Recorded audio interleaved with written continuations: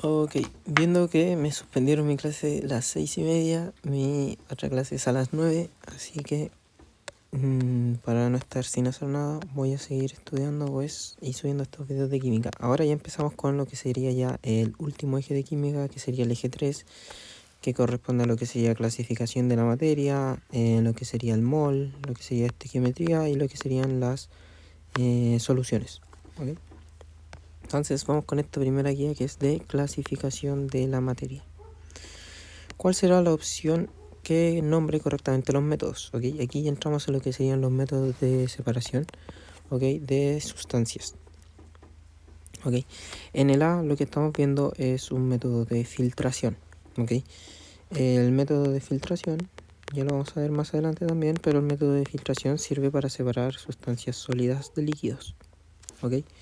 Y hay algunos casos especiales, pero principalmente vamos a tomar eso en cuenta. En el B estamos viendo un proceso de tamizado. El tamizado nos va a servir para separar sólidos con sólidos dependiendo del tamaño de las partículas. ¿Okay? En la C estamos viendo una destilación simple. ¿Okay? La destilación simple nos sirve para separar líquidos de líquidos en base a la diferencia de la temperatura de ebullición. Y la D estamos viendo el proceso de decantación, ¿okay? Que sirve para separar líquidos inmiscibles, o sea, líquidos que no se mezclan y se separan a través de su densidad.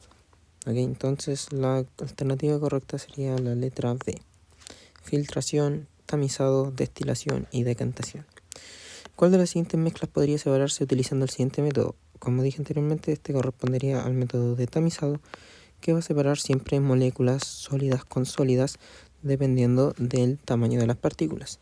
El etanol con agua son dos líquidos y ambos son líquidos inmiscibles, o sea, son líquidos miscibles, por lo que para separarlos necesitaríamos de la destilación a través de la temperatura de ebullición.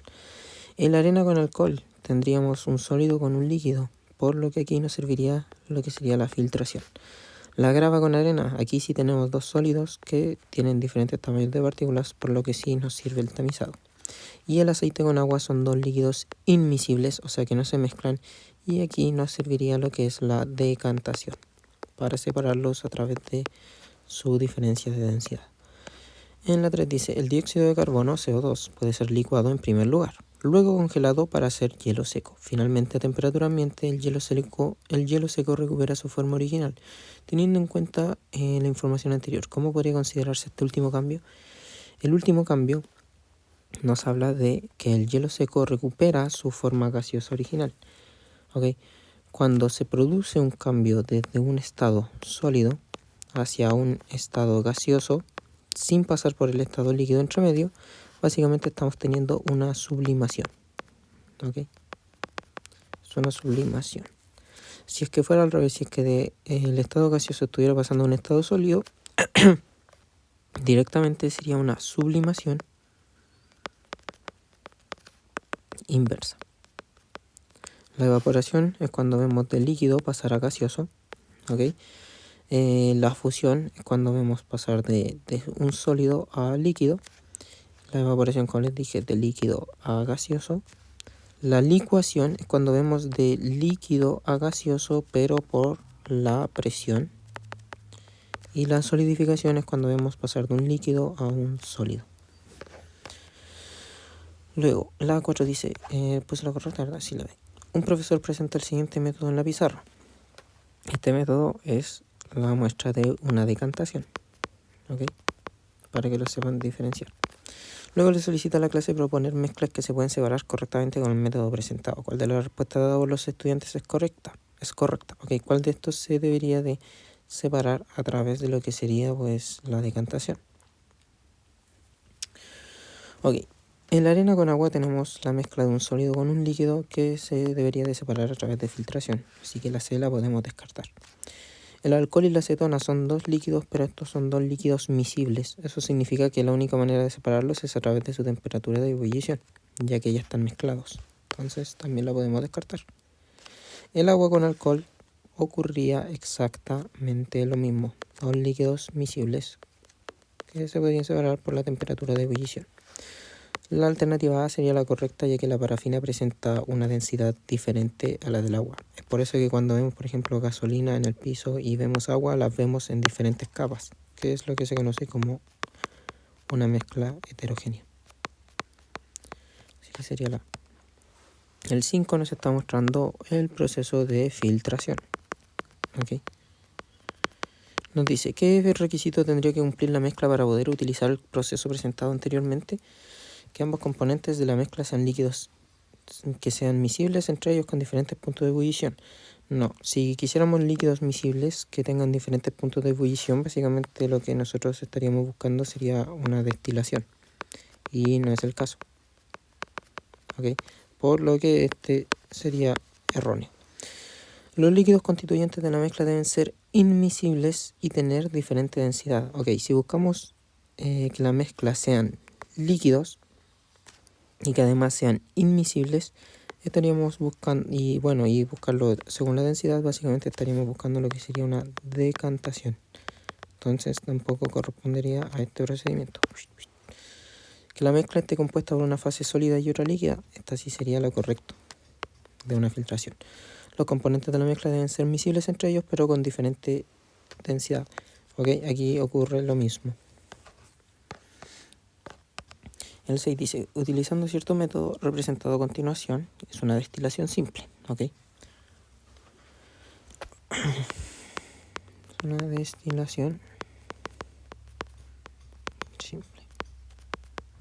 Las estudiantes de un curso quieren plantear ciertas características para poder diferenciarlo de otros métodos de separación. ¿Cuál de las siguientes conclusiones con respecto al proceso presentado anteriormente es correcto?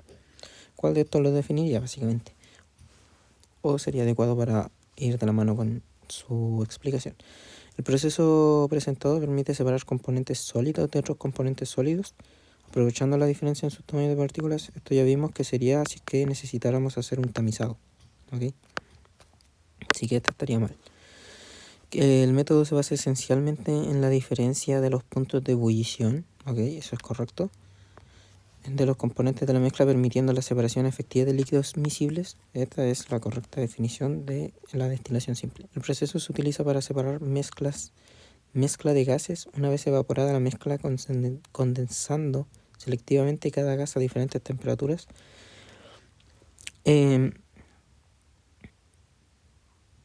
Básicamente sí se ocupa para separar mezclas, pero no son mezclas de gases, son mezclas de líquidos, ¿ok? Y lo que sí está correcto es que una vez se evaporan las mezclas, se condensan selectivamente a través de las diferentes temperaturas. Esa parte estaría correcta, pero aquí cuando nombra los gases se equivocaría. El método aprovecha las diferencias en la solubilidad de los componentes disueltos en la solución para separar los componentes, y eso estaría incorrecto. La 7 dice, en un proyecto de ciencias, estudiantes investigaron si diferentes tamaños de grano de arena afectan la eficacia de la filtración para separar mezclas de arena y agua. Al concluir los experimentos, redactaron una sección que compara los resultados observados con estudios previos, discuten las limitaciones de su método y sugieren ajustes para futuros experimentos. ¿Cuál de las siguientes opciones describe mejor el propósito de esta sección dentro del método científico? Ok, básicamente ellos lo que están buscando es discutir, o sea, ellos básicamente están discutiendo las limitaciones de su método, ¿ok? Y sugieren ajustes para futuro, ¿ok? Entonces vamos a buscar qué describe mejor este propósito, ¿no? Justificación del método, donde se argumenta la selección de técnicas experimentales basadas en la literatura existente y la relevancia de la investigación. Esto no tendría que ver con las limitaciones, ¿ok? En la justificación del método no tendría que ver con lo que serían las limitaciones. La validación de la hipótesis, que evalúa directamente si los resultados experimentales confirman las predicciones iniciales formuladas por los estudiantes. Básicamente esto tampoco tendría que ver, ¿ok? No tendría que ver. Evaluación crítica, que no solo verifica la hipótesis, sino que también contextualiza los resultados dentro del campo más amplio de estudios, reconociendo errores y limitaciones. Básicamente es eso lo que se hizo, ¿no? Se reconocieron las limitaciones y los errores. Bueno, no se nos dicen los errores, pero se discuten las limitaciones y se sugieren ajustes para solucionarlo, ¿no? Para ser mejor. La 8. En un laboratorio, un grupo de estudiantes investigó cómo separar dos líquidos inmiscibles de diferentes densidades. Aquí tenemos líquido con líquido, ambos son inmiscibles, o sea que no se mezclan y tienen una diferente densidad. Para esto mezclaron agua y aceite en un contenedor transparente. Después de dejar reposar la mezcla durante un tiempo, observaron que los líquidos formaban dos capas claramente distintas debido a sus diferencias de densidad. Los estudiantes procedieron lentamente a extraer el líquido menos denso de la parte superior, dejando el más denso en el fondo del contenedor, de acuerdo con la descripción del experimento anterior. ¿Qué método de separación es el que más se asemeja al realizado por los estudiantes? Pues el de la decantación, que nos sirve pues para este mismo procedimiento. ¿Ok? Siempre va a quedar arriba el menos denso. ¿Ok? El de menor densidad va a quedar siempre arriba. ¿Ok? De menor densidad siempre va a quedar arriba. A un estudiante se le asignan 3 especies diferentes: cinta de magnesio, una acetona y un suero fisiológico. A continuación se solicita clasificar las 3 especies como mezclas, compuestos o elementos. Al respecto, ¿qué opción representa la clasificación correcta que planteó el estudiante? La cinta de magnesio siempre va a ser un elemento. ¿Por qué? Porque es una cinta, sí, es una cinta. ¿Pero de qué es? Es de magnesio, del elemento de magnesio. Entonces básicamente es un elemento. La acetona es un compuesto debido a que está formulado pues por diversos elementos, por más de uno elemento, ¿ok? Y el suero fisiológico es básicamente una mezcla, ¿ok? El 4 de agosto de 2020 en el puerto de Beirut, Líbano, 2.700 toneladas de nitrato de amonio explotaron, arrasando el centro de la ciudad, provocando la muerte de 218 personas y más de 7.000 heridos. Tras la explosión, imágenes de aquel acontecimiento mostraron una nube con forma de hongo que se expandió rápidamente de acuerdo con lo anterior. ¿Cómo podría clasificarse el nitrato de amonio y qué tipo de cambio podría asociarse a la explosión ocurrida?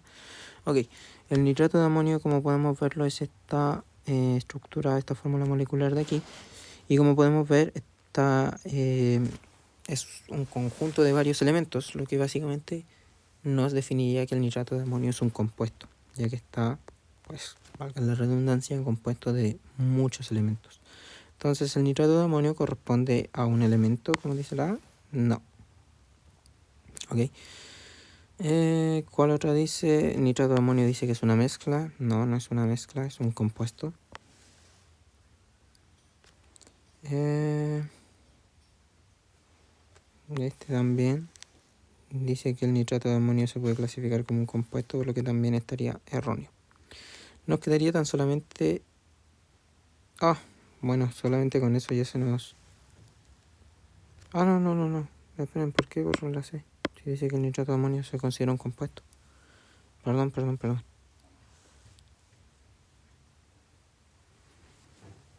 Ok, no es una mezcla, esa estaría bien borrada, y la A también estaría bien borrada porque no es un elemento. Ok, ahora sí.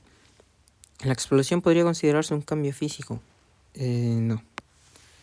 La explosión no es un cambio físico porque básicamente un cambio físico es algo que es reversible, ¿ok? Esto es un cambio químico porque dejamos de tener ya la especie, la sustancia que teníamos antes. Por ejemplo, nosotros teníamos nitrato de amonio, pero en cuanto explota, nosotros ya no tenemos nitrato de amonio, ¿ok? Tenemos otra cosa. El cambio ocurrido durante la explosión podría ser físico, obviamente lo volvemos a descartar, no es físico. Ok,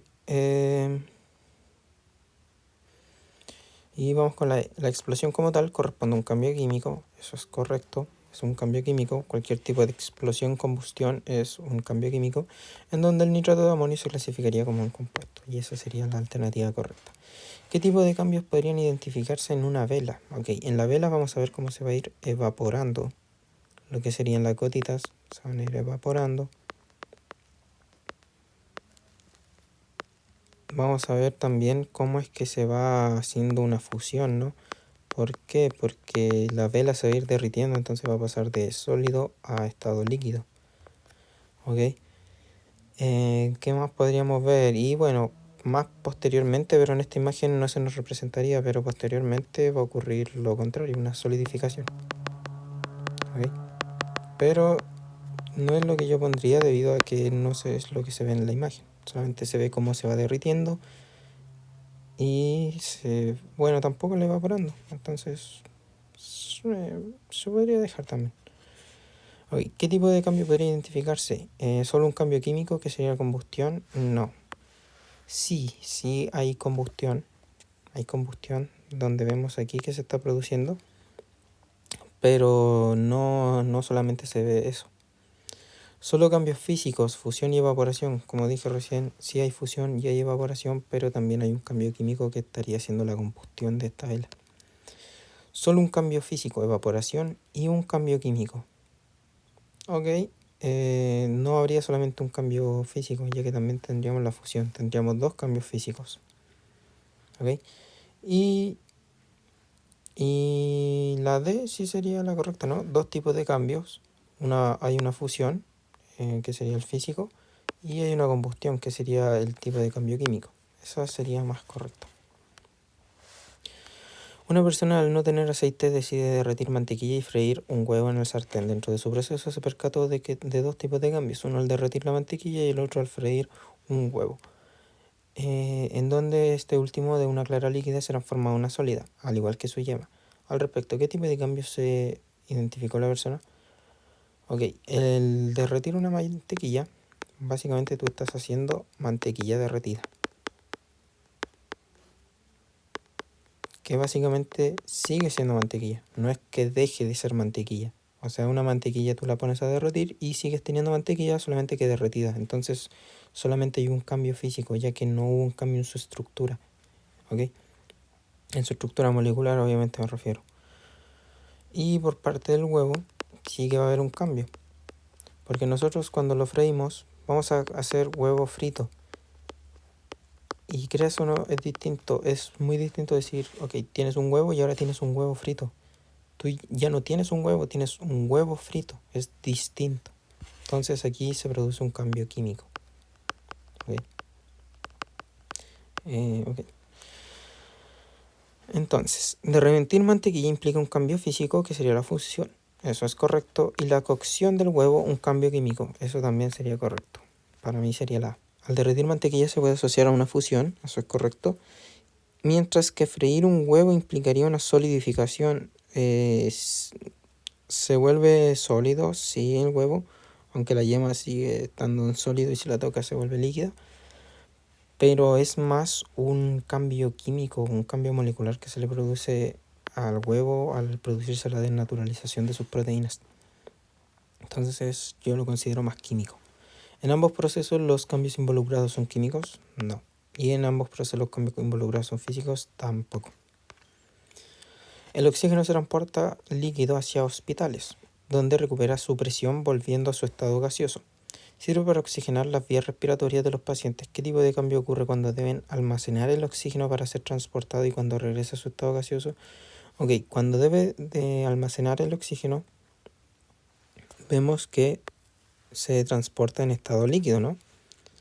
Donde recupera hacia hospitales, donde recupera su presión volviendo a su estado gaseoso.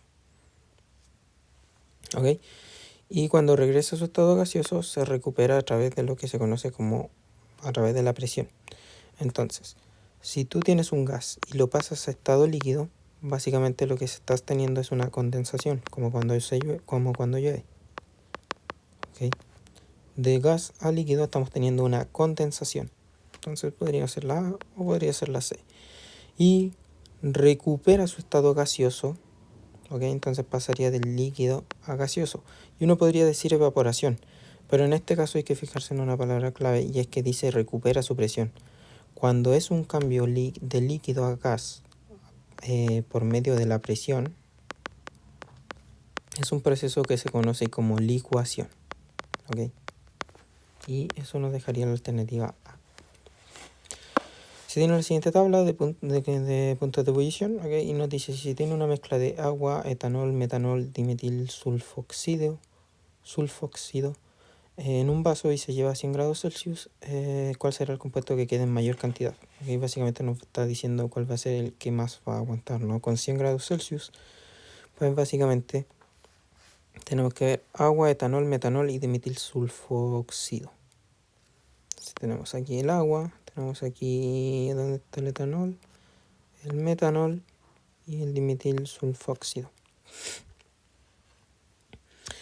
Ok, si ponemos todos estos componentes en un vaso y lo llevamos a 100 grados Celsius, el metanol se va a evaporar completamente.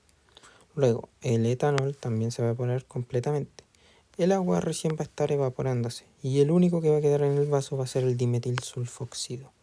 Esta no es parecida a la pregunta que vimos en uno de los videos anteriores donde ponía como se mantenía constante a una temperatura y cuál era como el primero en evaporarse o el último en evaporarse. ¿Ok? Si fuera el último en evaporarse sería la respuesta del agua.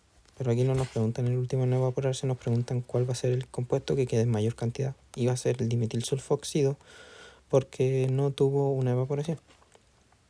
La 15 dice, con respecto a los compuestos de la siguiente tabla, nos ponen etanol, agua, metanol y N-butanol. Si se llevan a 90 grados Celsius, ¿qué compuestos se encontrarán en estado gaseoso a esa temperatura? A 90 grados Celsius vamos a ver que tanto el etanol como el metanol van a pasar a estado gaseoso. Y sería la alternativa B. Vamos con la segunda guía de la clasificación de la materia. ¿Okay? Dos estudiantes están realizando un proyecto en el laboratorio, fabricar una moneda personalizada. Para ello realizan el siguiente procedimiento para el mismo metal. ¿Okay? El estudiante 1 tomó un trozo de metal sólido y lo colocó en un crisol resistente al calor. Luego calentó el crisol con un soplete, observando cómo el metal cambiaba a un estado ideal para llenar todos los detalles del molde. El estudiante 2 tomó un trozo de metal sólido y lo colocó en un crisol resistente al calor. De momento lo han hecho igual. Luego calentó el crisol con un mechero, observando que el metal no presentaba ningún cambio. Y como podemos observar, aquí solamente hubo un cambio y fue en la fuente térmica que escogieron. La profesora, al acercarse a observar lo ocurrido a ambos estudiantes, le preguntó al resto de la clase por qué creen que el metal del estudiante 2 no tuvo ningún cambio. ¿Cuál de los estudiantes está en lo correcto respecto al experimento del estudiante 2? El metal seleccionado por el estudiante 2 tiene un punto de fusión más alto que el metal del estudiante 1. Desde el principio se nos dice que se le realiza un procedimiento al mismo metal. Entonces, José no tenía ni idea de dónde andaba parado. María dice, el crisol del estudiante 2 quedó en mala posición y eso hizo que el calor no se distribuyera de manera uniforme. En ningún momento se nos dice cómo se colocó el crisol, o si es que hubo algún error con la posición del crisol. Entonces no tendría nada que ver. El crisol del estudiante 2 estaba deficiente y eso provocó que la retención del calor fuera más deficiente que la del estudiante 1. Eso sería una inferencia, ¿ok? Y no es algo que podamos hacer. Y no es algo que nos pidan tampoco. Y Cecilia dice, el mechero escogido por el estudiante 2 genera menos calor que el soplete elegido por el estudiante 1, por lo tanto el metal no pudo llegar al punto de fusión adecuado, y esa sería la correcta. El 2. Nos dice, una empresa dedicada a la producción de perfumes está optimizando su proceso de destilación. Durante el proceso colocan una mezcla líquida en un recipiente especial y la calienta para separar sus componentes. A medida que la temperatura aumenta, uno de los componentes de la mezcla se transforma y se puede apreciar que sus partículas se encuentran con alta energía cinética y completamente separadas entre sí, permitiendo que sea capturado y condensado más adelante. Y nos preguntan por el diagrama que nos representa las partículas al inicio y al final. En el inicio nos dicen que tenemos una mezcla líquida, ¿ok? Y luego nos dicen que se transforma y se encuentran partículas con alta energía cinética y totalmente separadas entre sí. Además de que luego va a ser condensado, ¿ok? La mezcla sólida, ¿ok? Es esta representación. Están todas las partículas unidas, ¿ok? Todas pegaditas y con muy baja energía cinética, ¿ok? Muy baja energía cinética y todas básicamente como bloque. Este de aquí nos estaría representando un estado gaseoso, debido a que tienen una alta energía cinética, porque tienen mucho espacio, entonces tienen mucho movimiento y mucho lugar para moverse, para distribuirse a través de él. Y además podemos observar cómo están todas separadas, así que nos estaría representando un gaseoso. Y este de aquí nos estaría representando un estado líquido, que hay algunas partículas que sí están unidas, pero no completamente, y también tienen una energía cinética intermedia, ¿okay? Y básicamente nos piden una que haya pasado de estado líquido a un estado gaseoso, ya que nos dicen que tiene alta energía cinética y que además están todas separadas. Y esta es la única que nos representa la C, un estado líquido pasando a un estado gaseoso. La 3 dice, proceso en el cual un material sólido, después de haber aumentado su temperatura, esta se mantiene constante y la separación de sus partículas comienza a evidenciarse de mejor manera. ¿Ok? Básicamente se nos dice que tenemos un sólido que después de haber aumentado su temperatura, ¿ok?, de manera constante, se produce una separación de sus partículas. ¿Ok?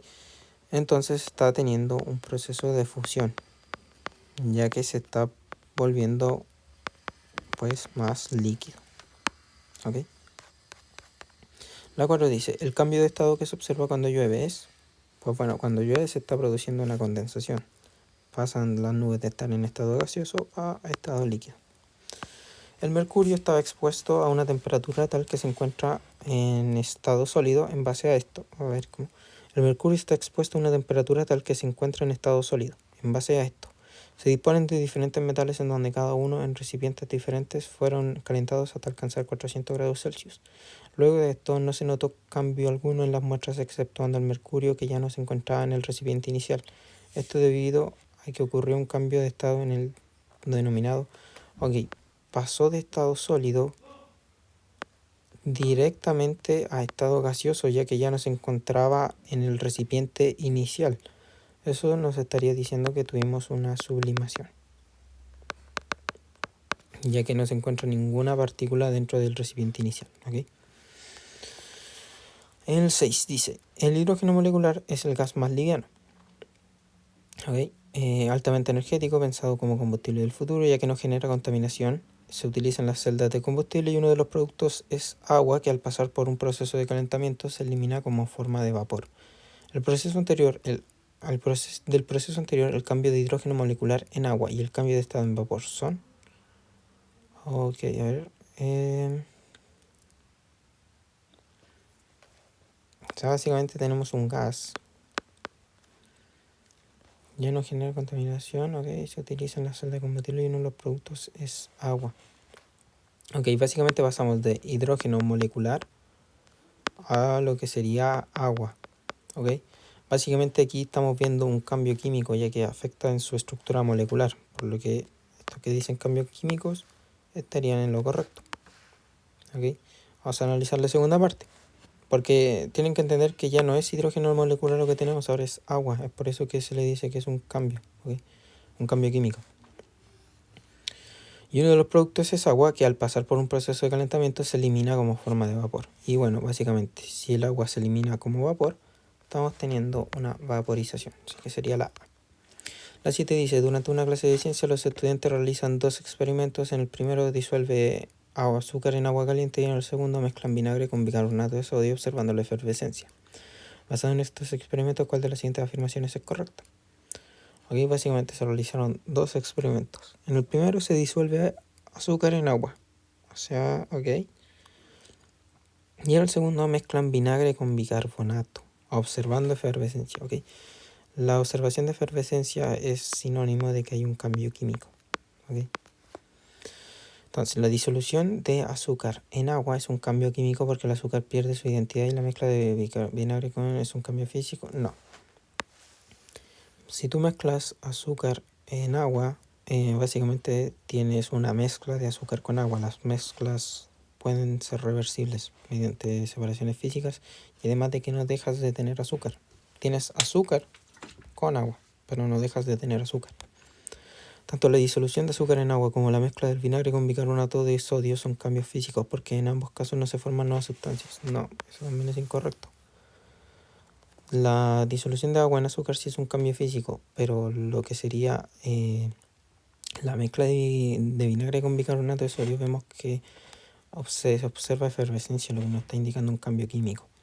La disolución de azúcar en agua es un cambio físico porque el azúcar puede recuperar su forma sólida al evaporar el agua, eso es correcto. Y la mezcla de vinagre con bicarbonato de sodio es un cambio químico porque resulta en la formación de nuevas sustancias como dióxido de carbono, explicando la efervescencia. Y este está más que correcto. Ambos, las disoluciones de azúcar y agua en agua y la mezcla del vinagre con bicarbonato de sodio son cambios químicos porque ambos procesos son irreversibles y resultan en forma de nuevas sustancias. No, es totalmente reversible la mezcla del azúcar con agua. En una práctica de laboratorio en clase de química, los estudiantes analizan 3 especies propuestas por la profesora, una de oxígeno, otra de agua y una tercera de aire. Con base en sus observaciones y conocimientos deben clasificar cada muestra correctamente. Ok, el oxígeno es claramente un elemento. Okay, eso no lo pueden dudar ni un segundo.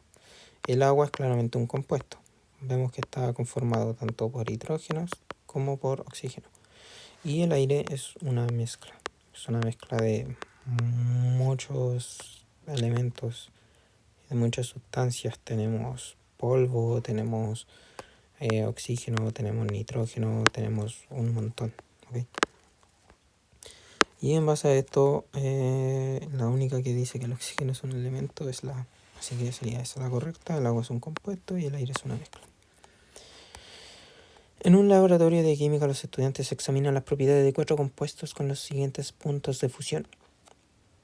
Si la temperatura está a menos 4 grados Celsius, ¿cuál de las siguientes afirmaciones es correcta sobre el estado en que se encontrarán estos compuestos? Bueno, a menos 4 grados Celsius tienen que ordenarlo en pues una tabla numérica, ¿no?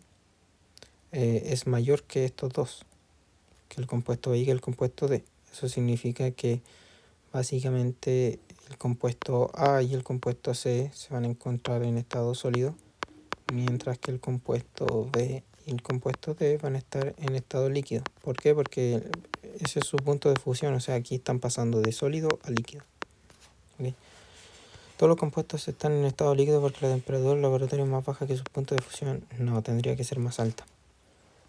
Los compuestos B y D, B y D, se encontrarán en estado sólido, mientras que A y C estarán en el estado líquido. Es de hecho todo lo contrario. El compuesto A estará en estado líquido, incorrecto, mientras que D se encontrará en estado sólido, incorrecto nuevamente. Los compuestos B y D estarán en estado líquido, mientras que A y C serán sólidos. Y esa sería la correcta. Vamos con la 10.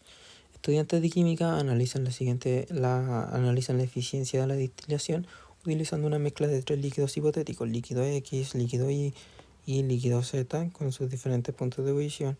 Los estudiantes proponen estudiar cómo se puede lograr una separación efectiva y la recolección de cada componente en condiciones controladas. ¿Cuál de las siguientes hipótesis es la más adecuada para esta investigación? La A dice, los puntos de ebullición cercanos de los líquidos impedirán la correcta separación de cada componente. Yo no considero que estas temperaturas sean cercanas. 35, 140 y 80 son temperaturas completamente distintas. La alta temperatura del punto de ebullición del líquido Z, 140, impedirá la separación completa de la mezcla. No tendría que ver la alta temperatura de Z, solamente con llegar a 80 grados Celsius, de hecho, vamos a obtener la separación completa. Entonces no tendría que ver. C. La amplia diferencia en los puntos de ebullición permite una separación completa y eficiente de los componentes recolectando los líquidos X e Y de forma pura y quedando Z en el balón gracias a la destilación. Y esa es la correcta, claramente. Y la D decía, de todas maneras, el líquido Y en conjunto con Z se recolectarán juntos. Claro que no, el primero que se va a recolectar va a ser el líquido X. ¿Okay? En una fábrica que procesa alimentos se requiere implementar métodos de separación para asegurar la calidad y pureza de los productos. Se tiene una mezcla de aceite vegetal, agua y trozos de fruta de diferentes tamaños que deben ser separados y procesados. Dado la naturaleza de los componentes, ¿cuál es el orden correcto de los métodos de separación que se deben aplicar para obtener los mejores resultados en este proceso? Entonces estamos buscando separar lo que sería aceite, agua y fruta de diferentes tamaños. ¿Okay? Vamos a ver cuál nos dará los mejores resultados. Primero nos dice decantación para separar el aceite del agua. Ok, eso estaría bien. Okay. Seguido de filtración para remover los trozos de fruta del aceite. Ok, también estaría bien ese proceso, solamente que nos faltaría algo más, ¿no? Está como algo incompleto, ¿no?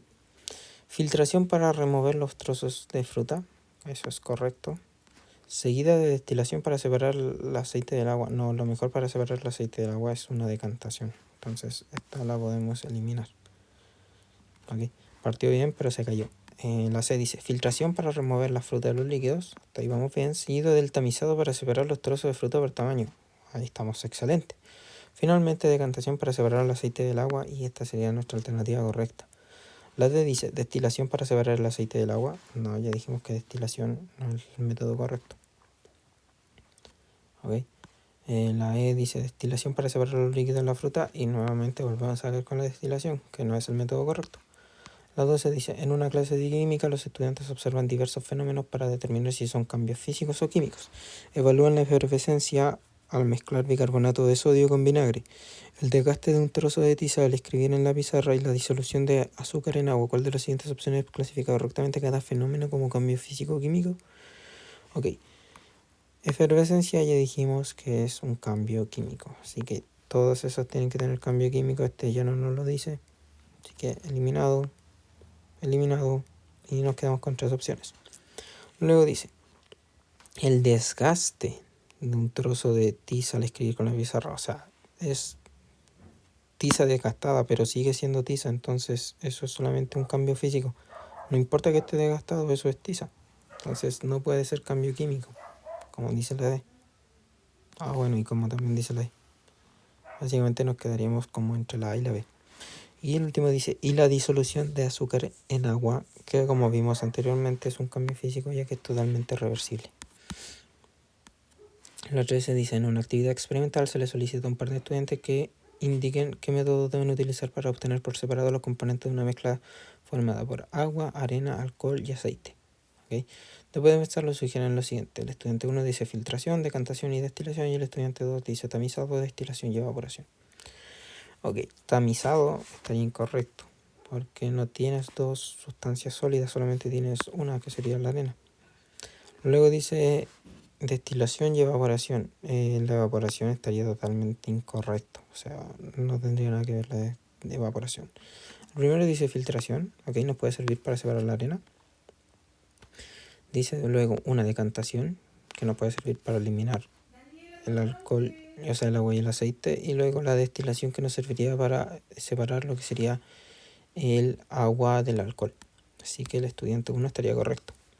Solo el estudiante 1 sugiere correctamente métodos que permitan obtener para separar los componentes de la mezcla solicitada, y sí, esa es la correcta.